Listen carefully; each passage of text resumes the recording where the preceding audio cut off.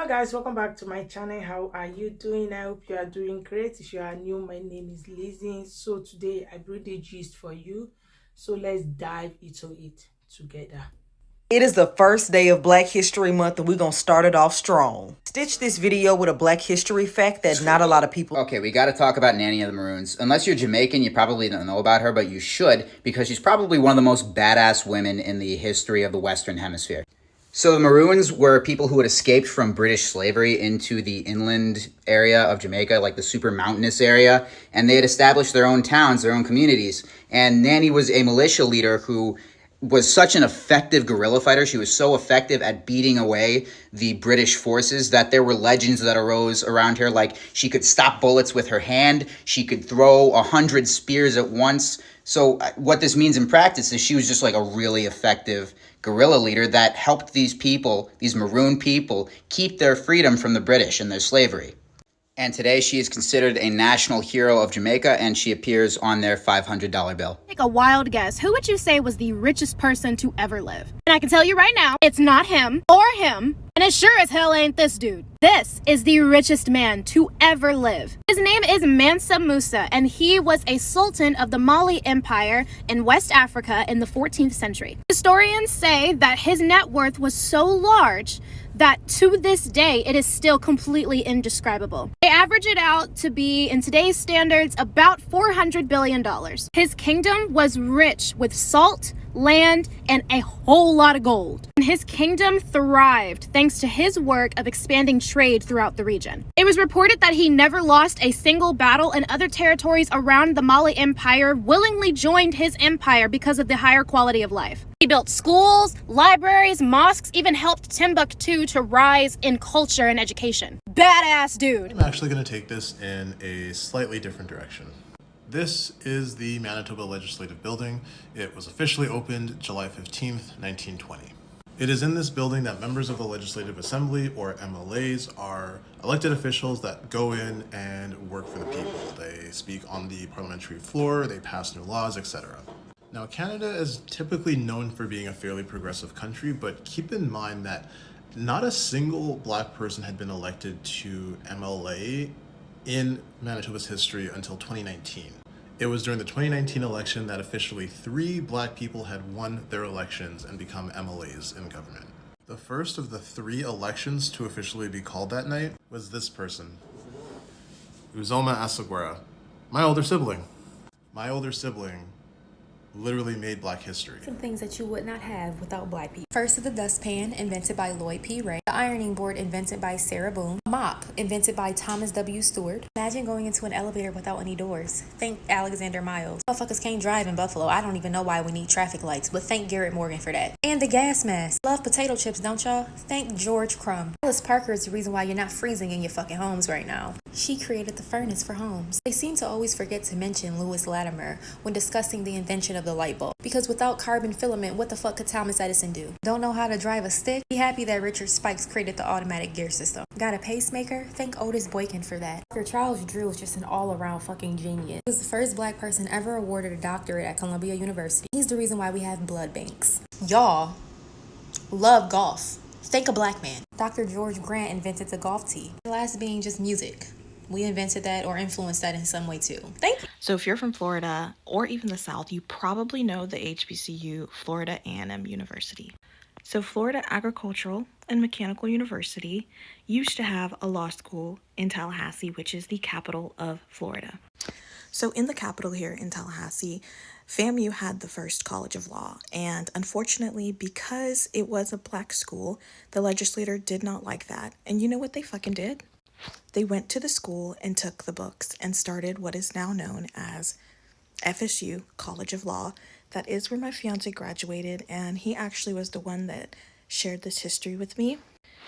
This is a big thing to know because they also made a law that only allowed 1 College of Law per major city in the state of Florida. So that's why FAMU College of Law is in Orlando. The more you know. Black History Month to Kaylin and all of her followers. This Black history fact might get under a lot of people's skin, but I'm gonna do it anyway. Did you know that after slavery was abolished and around the time that the gold rush had started, being a cowboy was seen as a dirty job?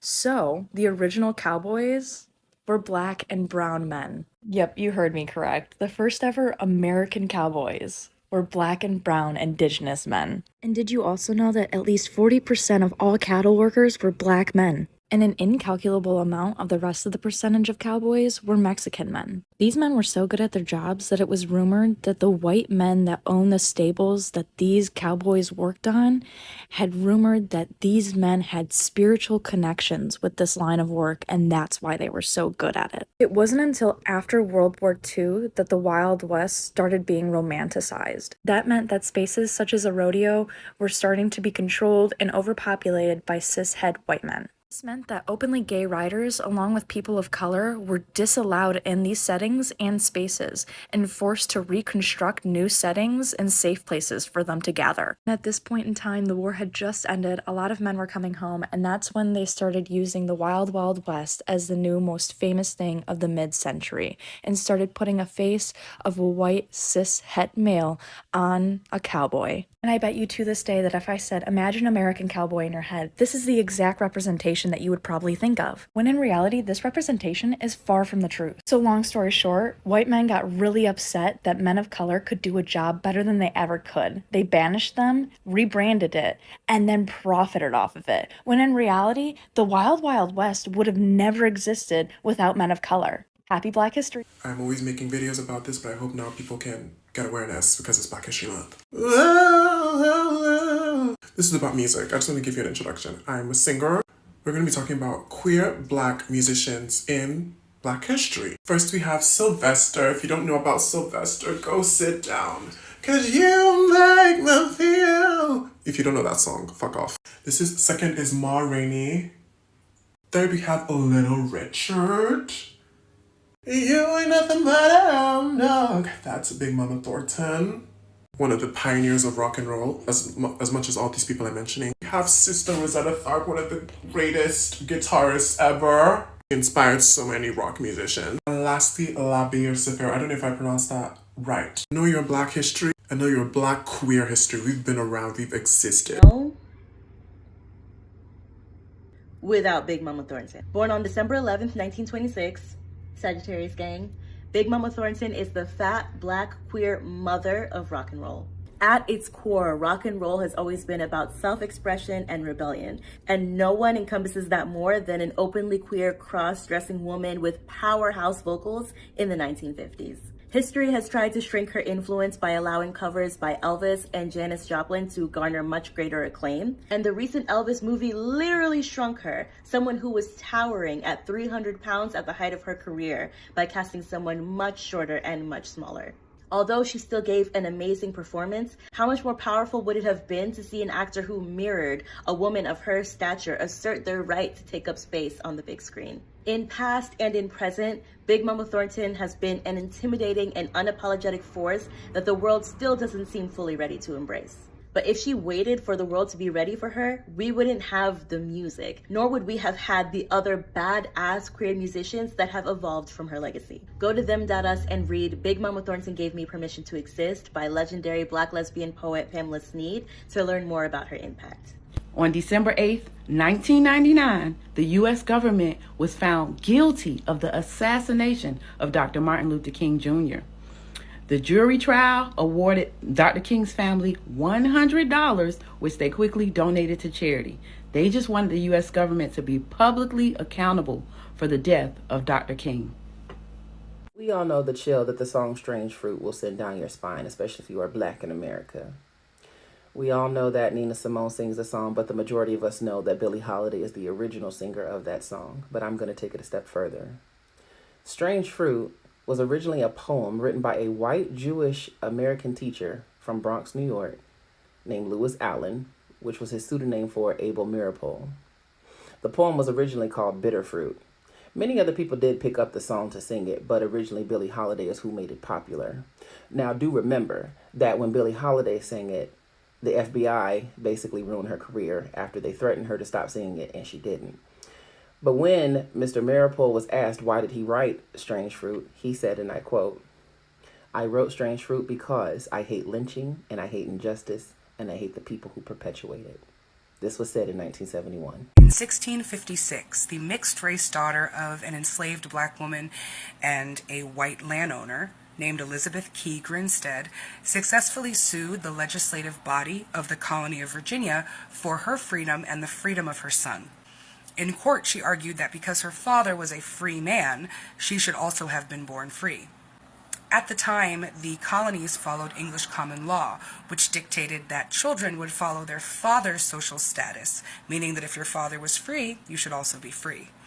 6 years after Elizabeth won her freedom, the legislative body of the colony of Virginia changed the law so that children born in the colonies had to follow their mother's social status and not their father's.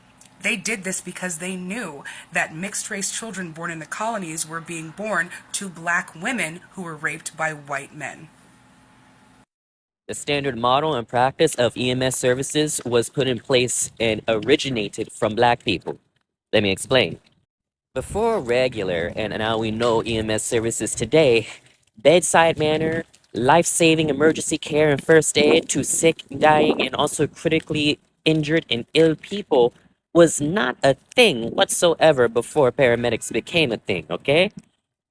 Most part, it was just a police officer in a hearse or a van driving people to the hospital and just dumping them with no care, no bedside manner.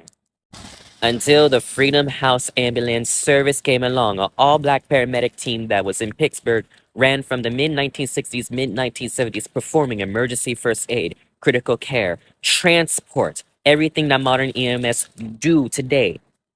Only reason why it stopped short? Well, you know how white folks back then felt about black people practicing medicine. So some black people may be familiar with this term known as post-traumatic slave syndrome. This was a term that was coined by Joy DeGroy, and essentially she says it is unresolved PTSD within the black community. And this PTSD stems from slavery coupled with systematic oppression and inequality. And, it manifests itself as forms of self-hate, lack of faith in institutions, just being in a constant state of rage. Essentially, just think of the physical shackles of slavery became psychological within the black community. But what if I told you that is not just psychological, it's also genetic? There's a field of study called epigenetics that studies how genes are expressed and inherited. And their studies have shown that trauma can leave a chemical mark on the brain that can literally be passed down into future generations. So not only are a lot of black people living with the psychological bondage of slavery, it's literally in their genes. The next time someone tries to give you lip about black people being involved in tabletop RPGs, I want you to do 3 things. First, I want you to ask their opinion on the Cyberpunk 2020 TTRPG in the late 80s. Then next, ask them about the video game Cyberpunk 2077 released in 2020. And then once you found out their opinion and what they think about Cyberpunk, I want you to do one last thing. I want you to remind them that Cyberpunk was written by Mike Pondsmith, a black man. If during slavery times a black woman was able to keep her children, she oftentimes would not be able to breastfeed them because she was too busy being forced to breastfeed the white woman's baby instead. So guys, thank you so much for watching to the end. If you have not yet subscribed, don't forget to subscribe. Feel free to leave your comment down below. Thank you for watching to the end and stay blessed.